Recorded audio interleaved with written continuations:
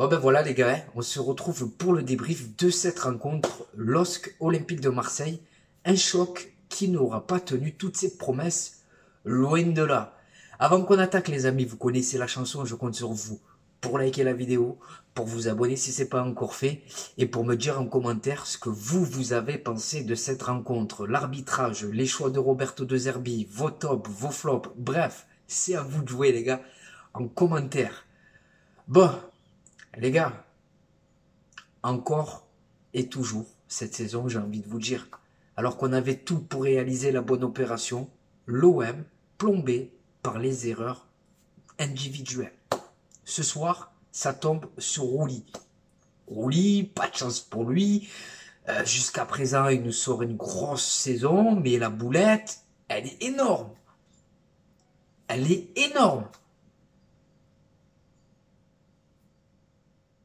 Avant qu'on attaque réellement le débrief, je tiens quand même à préciser, voilà, qu'on est encore deuxième, qu'on a encore notre destin entre nos mains, puisqu'on va jouer face au Havre, on va se déplacer et on va recevoir Rennes à la maison.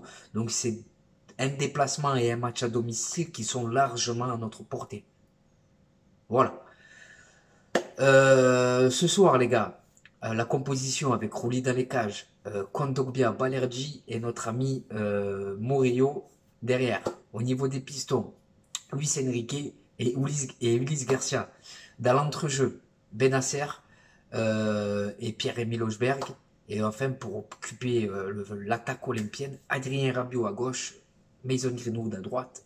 Et enfin, notre ami Emin Guiri dans l'axe. Bon, ben les gars, un match qui a mis du temps un peu à se décanter. Voilà, tu sens qu'avec l'enjeu de la rencontre, la pression, on était un peu dans une partie d'échecs où aucune des deux équipes n'osait se livrer, où aucune des deux équipes n'osait réellement aller au bout de ses occasions. Euh, on a quand même joué une bonne équipe de Lille, bien regroupée défensivement. On a eu du mal à créer le décalage, mais cette équipe de Lille ne nous a pas mis en difficulté non plus. Si je vous dis pas de bêtises, jusqu'à cette erreur de Rouli, Lille c'était un ou deux tirs cadrés jusqu'à la 55e minute. On maîtrisait les débats. Dès les premières minutes de jeu, je nous ai senti impliqués. J'ai senti que qu'on voulait repartir de là-bas avec les 3 points. On avait le ballon, on récupérait le ballon très haut sur le terrain. On a vu de très belles séquences de jeu en repartant le ballon de derrière. Et on ouvre le score sur un but magnifique, les gars. Sur la construction du but, elle est exceptionnelle. Ulysse Garcia, il est étonnant. Le mec, c'est Highlander. Tu veux le vendre, il reste, il est bon. Mercato d'hiver, tu veux le vendre, il reste, il est bon. Incroyable. Il a une qualité de passe, ce Ulysse Garcia, que je lui soupçonnais pas. L'appel de Rabiot qui déclenche cette passe. Rabiot, la classe, voilà, le geste juste. Amin Gouiri pour la finition. Et c'est parfait. Ce qui est dommage ce soir, c'est que on a un gardien en face, Lucas Chevalier, qui a fait gagner 1 point à son équipe ce soir. Et nous, Rouli, ce soir, il nous a fait perdre 2 points. 2 points. Parce que on peut faire une compilation des buts qu'on a encaissés depuis le début de la saison. C'est souvent la même chanson, les gars. C'est souvent la même chanson, les gars.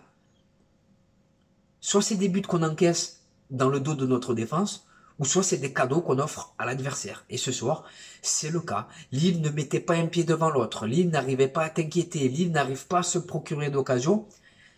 Et tu leur donnes... c'est un miracle pour eux. C'est un miracle pour eux.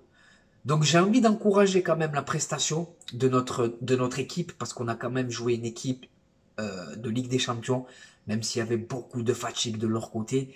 On n'a pas joué n'importe qui, mais j'attendais plus d'un joueur ce soir comme Mason Greenwood. Greenwood, dans les affiches comme ça, voilà, il y a du mieux dans son implication parce qu'il défend. Alors peut-être qu'il a pas le coffre pour courir, attaquer, défendre durant 90 minutes, mais c'est dans ce genre de rencontre que je l'attends, Greenwood. Euh... Ensuite, L'entrée de Rongier qui nous a fait vraiment du bien. Balerdi, bon retour. Mais honnêtement, ce soir, je suis déçu quand même. Voilà, honnêtement, je suis déçu parce que voilà, tu as donné ce but à l'adversaire alors qu'ils en avaient pas besoin, quoi. Donc voilà, les gars. Ensuite, l'arbitrage, les gars, faut en parler. Même s'il y a deux, trois trucs ou deux, trois faits de jeu, deux, trois actions à revoir, très bon arbitrage ce soir. On a eu un arbitrage à l'anglaise avec un arbitrage qui ouvert, qui a laissé le jeu. C'est pas le joueur il tombait, ça sifflait, tout le cinéma. Donc ce soir j'ai apprécié l'arbitrage parce que ça donne lieu à des matchs ouverts, plus d'intensité, plus de rythme. Mais malheureusement ce soir voilà ça a manqué de, il nous a manqué de folie dans les 30 derniers mètres, ça a manqué de justesse technique. Il nous manque un milieu de terrain capable d'apporter, d'accélérer le jeu à tout moment par une passe clé, par un geste technique ou par une accélération, tout simplement. Voilà, je trouve qu'il nous manque ce milieu de terrain créatif. Ensuite, les gars, est-ce que j'ai été complet? C'est quand même une bonne opération parce que avant la rencontre, on aurait tous signé pour le match nul à Lille, mais les circonstances, ah, non, je l'ai là quand même. Voilà, je l'ai là. Pour mes tops, les gars, pour mes tops, je vais mettre Emin Gouiri. Voilà, Emin Gouiri depuis son arrivée, honnêtement, j'apprécie le profil du joueur. Il est capable, c'est un joueur de surface, c'est un joueur aussi un peu un mélange entre le numéro 9 et le numéro 10 parce qu'il est capable d'aller chercher des ballons très bas sur le terrain, il est capable de distribuer, techniquement il est aussi à l'aise, c'est un joueur qui est capable de combiner avec ses partenaires, qui a là aussi la qualité technique pour choisir la solution individuelle. Il a une belle qualité de frappe. Honnêtement, Emin Gouiri, c'est un joueur très complet, mais que j'attends sur la durée. Mais en tout cas, voilà, il en est à son 8e but, si je dis pas de bêtises, depuis son arrivée. Honnêtement, très bon coup, le Gouiri. Ensuite, dans mes tops, qui Rabiot, Rabiot, frère. Désolé, j'ai cru que ma fille s'était réveillée.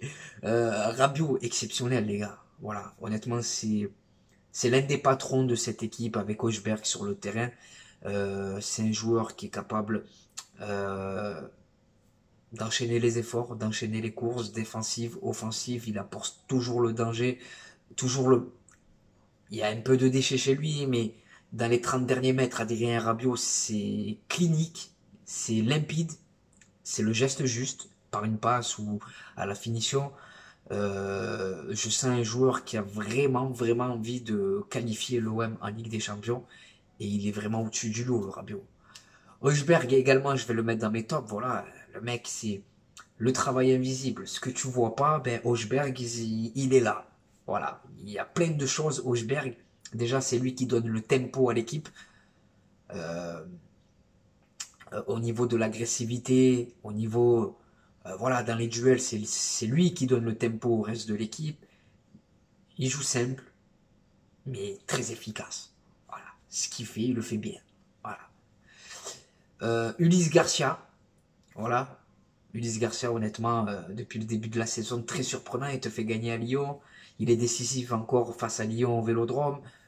Et ce soir, la passe pour Rabiot, elle est parfaite, les gars.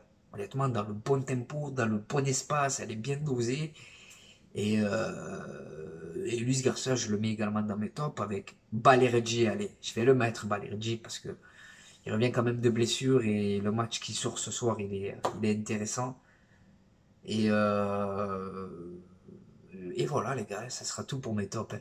Voilà. Maintenant, c'est à vous de me dire, voilà, ce que vous en pensez de la rencontre. Voilà, en commentaire, vos tops, vos flops.